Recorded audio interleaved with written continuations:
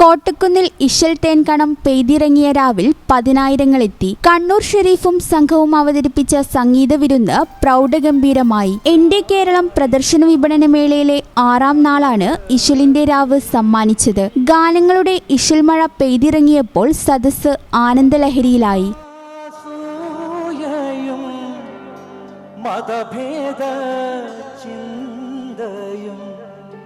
പതിവാക്കാനോറ്റ മനസ്സുമായി നമ്മൾ പരിശുദ്ധരായ ജയിച്ച് പോയി. ഫാസില ബാനു, ശ്യാം, കീർത്തി എന്നിവരും സംഗീത വിരുന്നിൽ അണിനിരന്നു. പ്രണയത്തിന്റെയും വിരഹത്തിന്റെയും ഹൃദയത്തിന്റെ ആഴങ്ങളിൽ മലയാളികൾ കോർത്തിട്ട മാപ്പിളപ്പാട്ട് കലാ ആസ്വാദകരുടെ മനം കവർന്നു. കണ്ണൂർ ഷെരീഫിന്റെയും സംഘത്തിന്റെയും പാട്ടിനൊപ്പം ശ്രോതാക്കളും ചേർന്ന് പാടിയതോടെ ആവേശഭരിതമായി.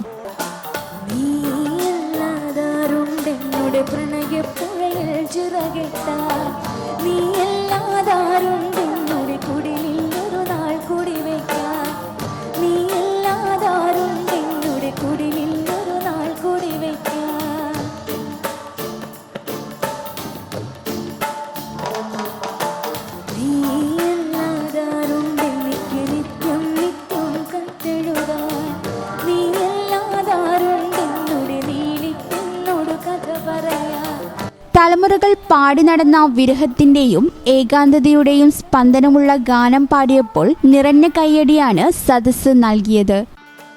ഈ ചാനൽ ന്യൂസ്, മലപ്പുറം.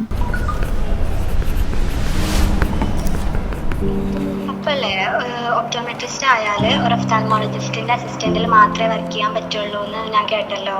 അതെന്താ? ഒഫ്താൽമോളജിസ്റ്റ് അല്ലെങ്കിൽ നമുക്ക് കരിയർ ഇല്ല? അത് ഞാനും കുറെ കേട്ടിട്ടുണ്ട്. പക്ഷെ അത് അങ്ങനെയൊന്നും അല്ലല്ലോ. അല്ല, അങ്ങനെയല്ല.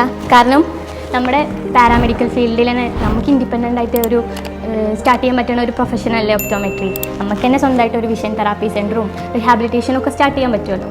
അതുപോലെ കോൺടാക്ട് ലെൻസ്, പ്രോസ്തറ്റിക്കായി ഇതൊക്കെ ഡീൽ ചെയ്യുന്നത് ഒപ്റ്റോമെട്രിസ്റ്റ് ഇൻഡിപെൻഡൻ്റ്ലി അല്ലേ. ഇതുകൊണ്ട് സ്വന്തമായിട്ടൊരു നിലയിലേക്ക് എത്താൻ പറ്റുമല്ലേ. അപ്പോൾ ചോദിച്ചിരുന്നത് ഒപ്റ്റോമെട്രി പഠിക്കാൻ ഏറ്റവും ബെസ്റ്റ് കോളേജ് ഏതാണ്?